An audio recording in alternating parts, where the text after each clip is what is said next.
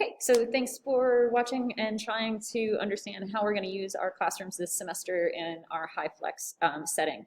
So I am going to walk you through exactly what it's going to be like when we are using Zoom for both in-person and remote learners. I have my meeting here, so I'm going to start that right now. On our computers, Zoom does now require you to authorize audio, so there might be another window that asks you to do some authorization. That is fine. You can do a test run, test the speaker and the microphone. I do hear that, but you can also see here on both of these it will give you different options. It should be defaulting to what you need, but you can make some adjustments if you need to. So at this point, I do have a hear that, but you can also see here. Yes, okay, so it's recording me. It's using a flat mic that's on my podium, and I'll show you that in just a minute. So I'm going to connect with my computer audio. And yes, when we're in Zoom, we do have the options here to adjust the different microphones and the different speakers. So it should be using the Extron scaler most likely in all of these classrooms, which will put it through the speakers so all the students can hear the remote learners as they ask questions. And then there should be a USB audio codec, which would be the USB flat mic that is in most of these classrooms. There might be a couple unique classrooms that have different microphones, maybe Alt House 106 or Stockford Auditorium, things like that. But by mostly, it should be these settings. So you can toggle between different options. And you have also maybe used Zoom before and seen that you can have different cameras. So we are going to go through the different cameras today as well. I'm going to turn my camera on. So here I am. I am in Basler 314. Got some German maps behind me. And we are going to go through some of the basic settings that you're going to have to deal with. First off, just a reminder that we do have cleaning supplies, or there should be cleaning supplies in all the rooms. So one of the first things you should be doing when you get in here is cleaning your keyboard and your mouse. And then when you're leaving, also do it. So if you can, if you get used to it on both sides, then the next people that come in case they would forget, we do have it sanitized. So that's always a good reminder. Okay, so currently I am not using the camera that has been put into the ceiling mounted here. That's our Brio camera. So I can change that. So the Logitech Brio is going to give you the view that the students would be able to see if you had a PowerPoint up on the screen, or even if you weren't using the screen, if you're writing on the blackboard or the whiteboard. Along with that, though, and I'm going to show you how we can zoom in here. I mean, something to consider is going to be universal design and in learning. So trying to put out as much information that is accessible to everyone in the same way. So, notes or PowerPoints or anything like that. So our remote learners can walk through. So although, a lot of us will be writing on the board, you can still write the exact same things to reinforce, but it does help to have not necessarily a paper copy, but a digital copy, so the students are getting the exact same information. And in case something does get obscured from this view for a multitude of reasons, but the students still have the same content. So that's something to consider with your own pedagogy and how you want to give information out. On the computers here, we have a new program app that's just simply listed as camera settings. I put mine down, I'm on a Mac today, and I put mine into the dock. It should be under applications on Windows. I can also simply look for it by searching camera settings, and here it is. So that is what it allows you to make adjustments to the Brio camera that's up here in our ceiling. One thing that isn't quite apparent is that if I click these, it's not really moving, and that's because it is as far back zoomed out as possible. So once I start to zoom in, so I have my zoom in controls here, I can zoom into me, have it more focused on myself here, but also I could have it zoomed so it would focus more on the screen itself, or maybe the map behind me, anything like that that you wanted to show. So you have the adjustments through this application, and then again you can keep it open for easy access. I can minimize it so I can hide that, but now I have a different view. Um, so each room has some sort of setup that will allow you to show students. I'm going to show you the Samsung digital presenters. So these are what are called doc cams. They are in a lot of rooms, and so I'm going to show you the two ways that you can use that if you have one. If not, you will most likely have a webcam that's facing out into your classroom, so that might be listed as a Logitech. There might be other names for it. But you can play around with this before you're in class and test out what the different camera settings are. So in this case, I am using the digital doc cam. And so I put a document underneath it. Right now it is actually flipped. But if I move it out this way, you can see I can move this around. And then I can have it so the student perspective has some sort of connection with the remote and the in-person learners. So you can choose which camera view you want to show initially. And I am going to connect with a student here so I can get another student into this class. To admit.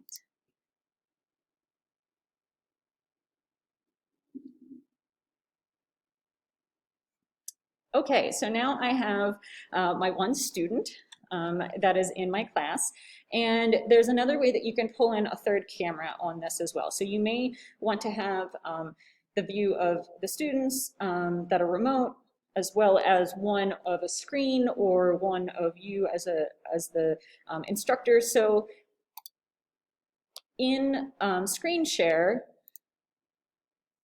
we have a number of different options, and this is actually a good time to think about one other thing as we're working through. I know a lot of you have already used Zoom a lot, and maybe you have thought of these little tricks and helpful bits, but depending on what computer you've been using, we're going to want you to use the instructor machine here.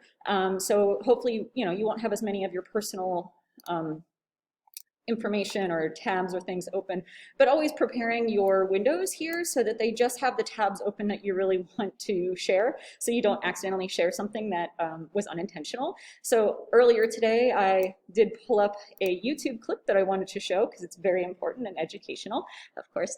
But I also pulled that out, so when I am in here and I click on screen share, I have a couple different options.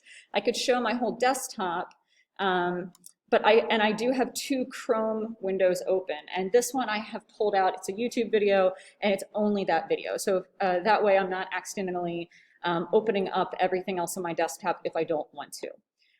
The other option you have here is up at the top, we have basic, which is giving you a certain number of options, as well as advanced. And in advanced, there is content from a second camera. So this is the way you can give two different perspectives from the classroom, as well as having your view of the remote learners. So if I click content from second camera and hit share, that is then pulling in my computer view. So then I could be teaching, you can see me, you can see my face, and have that connection. And then over on the side, I also still have the view of the classroom and then my remote learners. So you can play around with that a little bit and decide how you might want to use those different cameras and see what works best.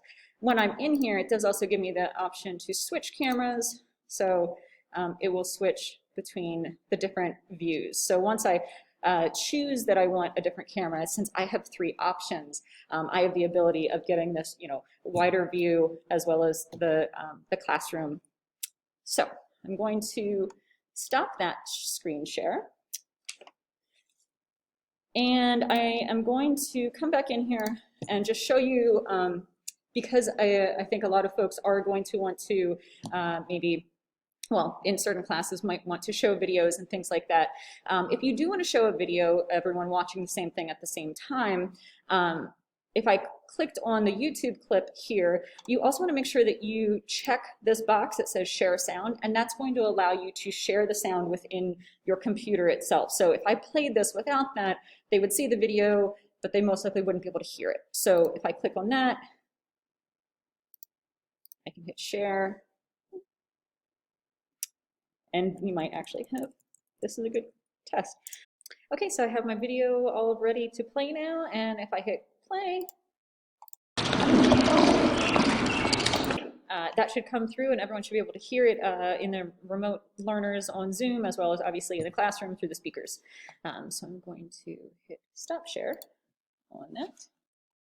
As I've worked with a few people that have been in classrooms and I've actually taken on the role of the student in the remote learner, I have learned a couple things, and I have some best practices or some things to consider at least as you're using some of the main programs that you use for your class in a normal setting. So the first thing that we are going to look at is PowerPoint. Since so many folks do use PowerPoint, there often is the go-to is using the desktop application, so downloading your PowerPoint, opening up in the local application of PowerPoint. But there's two things to consider. One is if I open up PowerPoint here and I have this particular PowerPoint ready to go, especially on the Mac is going to default to something called presenter mode, and that allows you, if you have added notes to your PowerPoint here, that it will allow you to read those notes. But the problem is that if we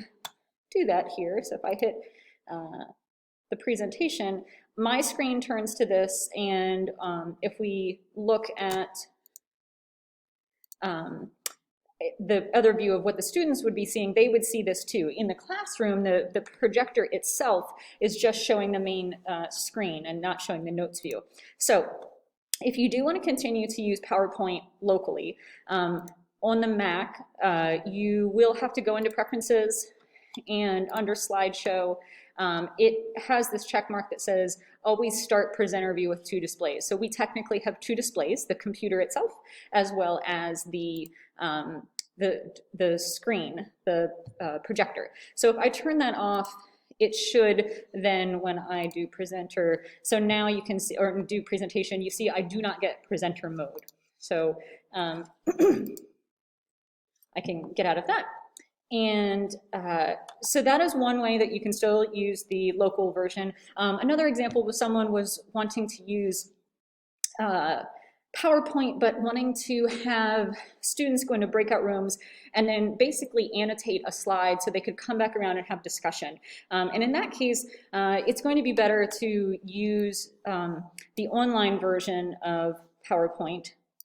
And so you can easily grab the link from your PowerPoint. You can share that out under the share option. So I could just grab the link if I wanted to. Copy link. I can throw that into my chat even, and send that out. A couple other things. You can do the broadcast option within Zoom, which will put a notification at the top of the screen. That is convenient, but it doesn't allow you to click on links. So anything that you want to have links to, you are going to have to put it into the chat function. So depending on what you have going on in your particular class, it could be a very lively discussion that you're using chat a lot. Some of the links might get lost.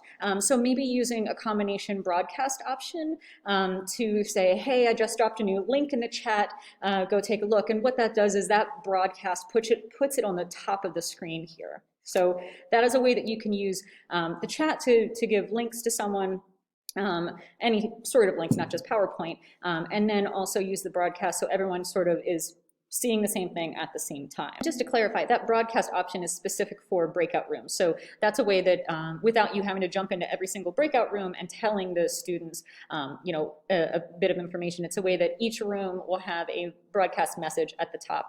So again, you could, if you wanted to give them an update of something they're supposed to be talking about, you could put it into the chat, and the broadcast message doesn't stay up continually. So it's always good to put something that needs to be reviewed or read later into the chat itself.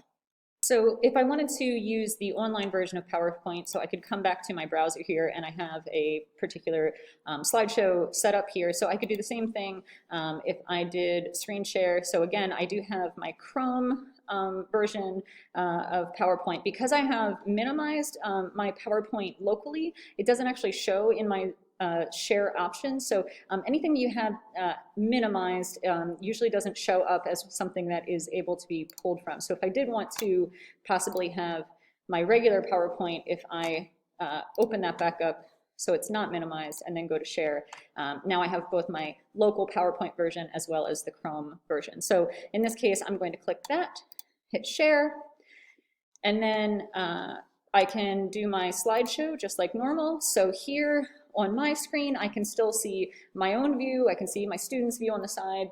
And this is the exact same view that's going to be up, as you can see in my small view up here, that's going to be on the screen.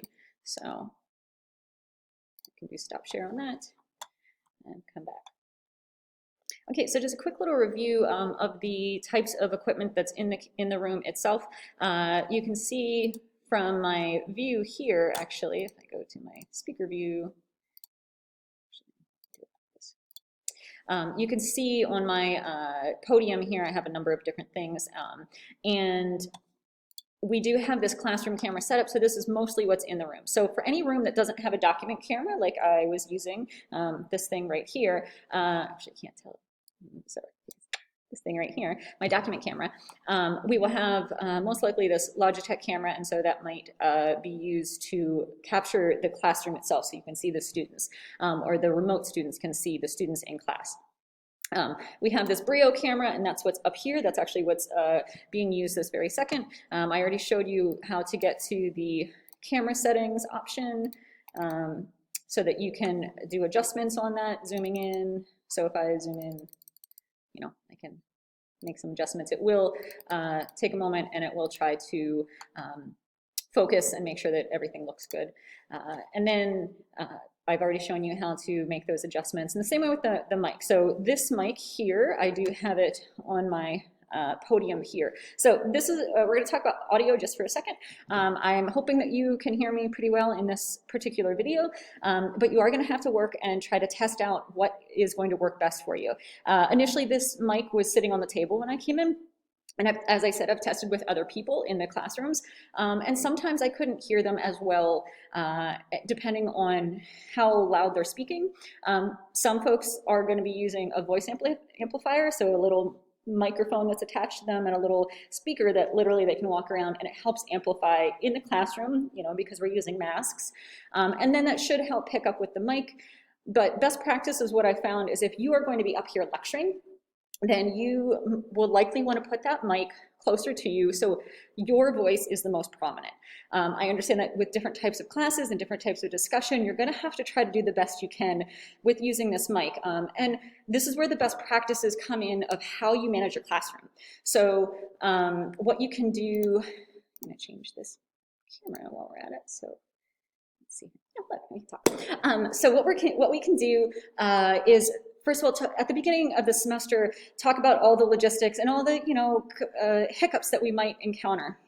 And so what you can talk about is like encouraging people to speak up so that this mic is loud enough so that the remote folks can hear it, but also like those best practices. I think a lot of us have been in conferences and such, and someone in the audience asks a question and no one could hear it. So the best practice is the person on the stage that has amplification repeats that question. And so that kind of thing is going to be part of the process, and also making it feel comfortable for the students, both in class, but especially for the remote students, for them to feel confident and okay with interjecting that they can't hear you. So you don't want to be in the middle of a lecture and saying a lot of really important things, and a student waits 10 minutes to tell you that they couldn't hear you. So having that foundation of just being okay with it, as well as maybe having point people in your class monitoring the chat. So if you really have a reason not to have interruption, but I think the best practice is to allow them to